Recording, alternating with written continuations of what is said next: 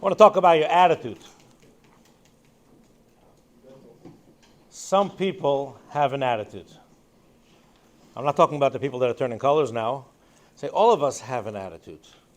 Some attitudes are good, and some aren't so good. Some attitudes help you grow. A person has an attitude that nothing could stop me. I want to get somewhere. I want to achieve something.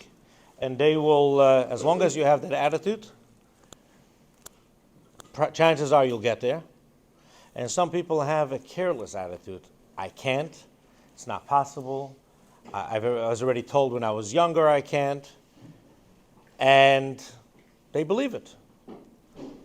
I remember several years ago, I went to visit somebody in the hospital. I never met the guy before, but I was told, somebody that worked with him said this gentleman out in Lakewood, Ohio, in the hospital, the doctor's telling him to get his foot amputated. And he wants to speak to a rabbi. He wants to know if it's okay. So I go to visit a guy, and I asked him, what's his hesitation? The doctor's telling you to do it. Why don't you want to do it? Easy for me to say it because I wasn't questioned. I didn't have that challenge. He said, and this gentleman made me look skinny. He was 350 pounds. And not knowing who he was, I brought him a corned beef sandwich. And he's sitting in his bed, and his mouth is stuffed, and he's trying to breathe through his nose, and you know how it sounds. And he's like, I'm like, what's your hesitation? Why don't you want to amputate your leg? He says, I still want to run one more marathon. I was like, that's why I liked COVID, because I had a mask during COVID, and he didn't hop. I was laughing, I was rolling. He just saw things moving. Yes, he still wants to run one more marathon.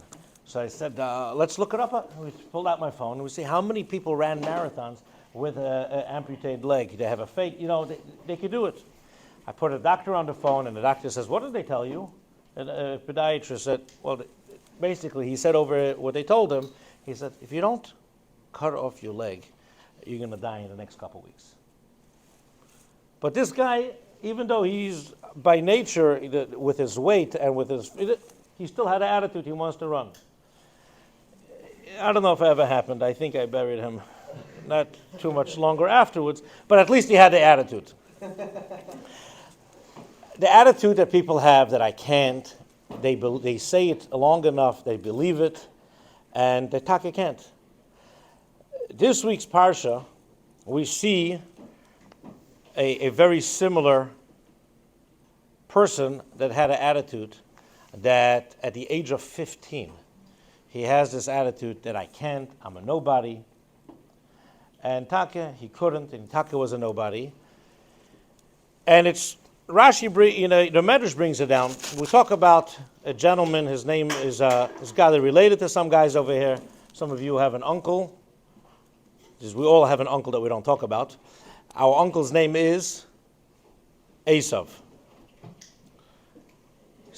Probably would show up to some of your bar mitzvahs, but he's the guy who shows up 2 blocks away with his car, and he walks in. He has a pink yarmulke. Esav, You ever seen somebody with a pink yarmulke? Yeah, okay. Esav, at the age of 15, sells his bechorah. He sells his birthright.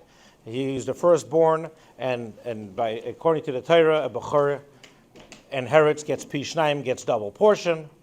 He was supposed to be the one taking over, so to say, and he sells his bechorah. Why did he sell his birthright? Because he was hungry. And Yaakov was putting up food for his father. He comes home, he's tired, he went out hunting, he did not have a successful day, he's hungry. He says, give me to eat. He says, well, you want to eat? You want to eat? Give me your birthright. And he says, go ahead. For a bowl of soup, it's lentil soup, red lentil soup, it's very geschmack, he sells it to him. So the Medrash says that day,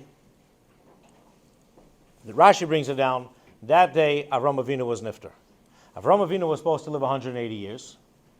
Yitzchak lived 180. Yaakov was also supposed to live 180 years, but his years got diminished for certain words that he said to Paroi. And Avraham Avinu passes away at the age of 175 as a bracha. So he doesn't see how his grandchild behaves. So that day where Avraham Avinu was nifter, and that's why Yitzchak was sitting shiva, Yaakov was preparing the Sudas Avrah. That's why he says he had lentils.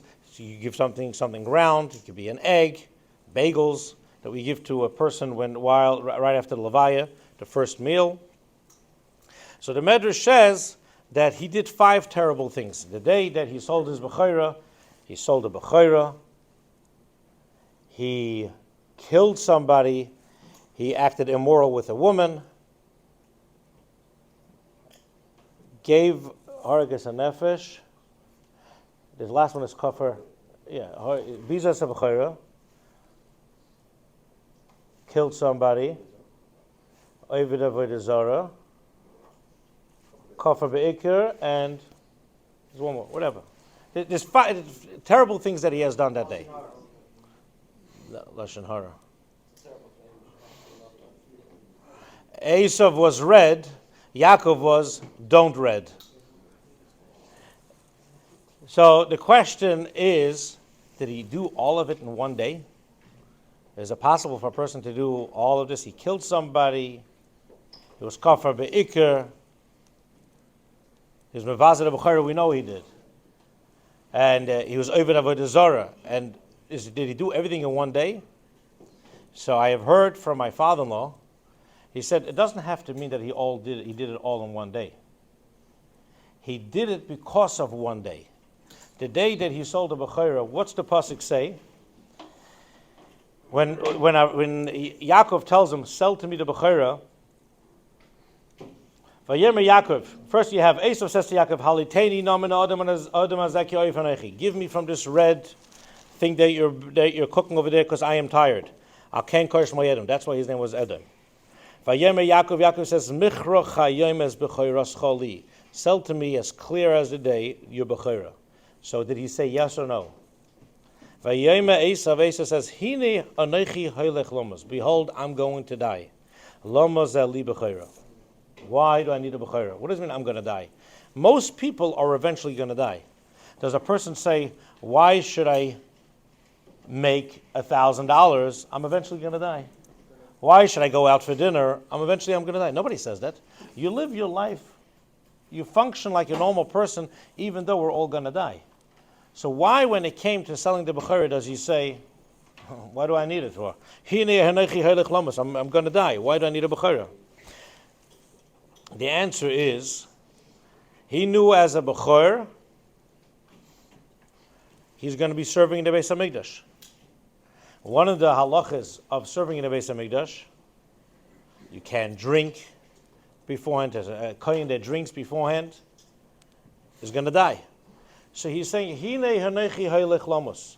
I'm going to die. If I continue living the lifestyle that I like to live, and I'm not willing to make any changes, I'm not willing to modify my life and live up to the standards that I'm supposed to live by, I'm heading towards destruction.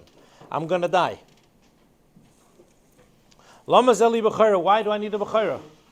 Take it from me. I'd rather live a life of a bum. I'd rather just continue drinking and not have any obligations. And he sold the b'chorah. Because of his attitude, saying, I don't need it. It's crazy. It's just going to get me into trouble. Yeah, because he saw all the great. Good question. Chaim Chi wants to know, why did he want it back later? Because he saw how much of a loser he became. He saw how Yaakov flourished, how great things went for him, and then he saw what happened with him. What was that? What was the question? Why did he want the Bechorah back? Towards the end, when he saw where they buried Yaakov, and he sees Yaakov is there with his grandchildren and great-grandchildren, he sees the whole Melucha, he sees the Mamash like a king, what he had. So because of that attitude, who am I? I don't want to live that life.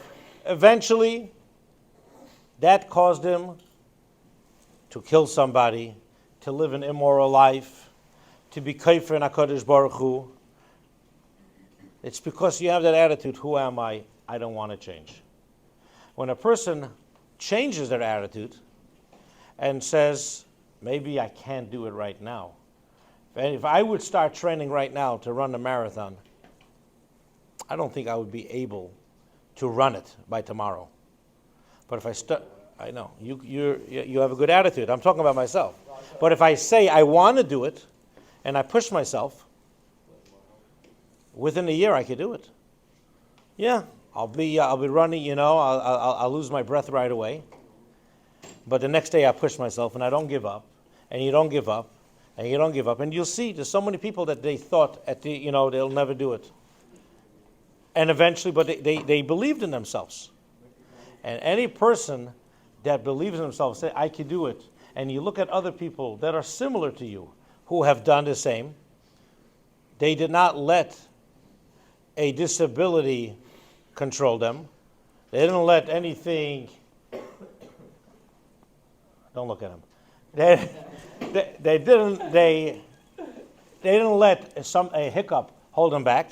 They succeeded, and that's the difference between Esav and Yaakov, and that's what we have Amalek. We'll see later on in a couple of months. You'll learn about Amalek right before Purim. We'll read about it. What did Amalek say? Not now, another time. If you push yourself, even though you don't succeed, but you know where you're heading to, if you have a dream, and this is a real dream that you have, and you push yourself to do it, you will be able to succeed. And if you don't, just your attitude, one attitude will change your whole destination, your whole future. So hopefully we can all change our attitude. Those of us who don't really believe that we could do it, you should know you could do it. Whatever it is, may it be davening, the whole davening, may it be being quiet during davening, may it be learning for an hour and 15 minutes, learning a whole parak, finishing a Masechta. Many people, I don't think we have anyone here that went to the Siyum HaShas. Were you at the Siyum HaShas with us? Wake him up for a second. Were you at the Siyum HaShas with us? Okay. There were many people by the Siyum HaShas that said, I never thought I could finish Shas, but I saw somebody else finished. That plumber. Everybody's talking about John the plumber. There's one guy who was a plumber that finished Shas. He says, if he finished Shas, then I can do it. And suddenly, thousands and thousands of people finish Shas. It's a big deal, and it takes 7 years, 7.5 years. There's some people that tried, and they're off by a couple. But there's so many things that people could do that you don't believe, but you do. Take it day by day, and even if you fail one day, doesn't mean that you can't do it. You continue. Hopefully we have this. We will succeed. And those of you who have a dream of being quiet,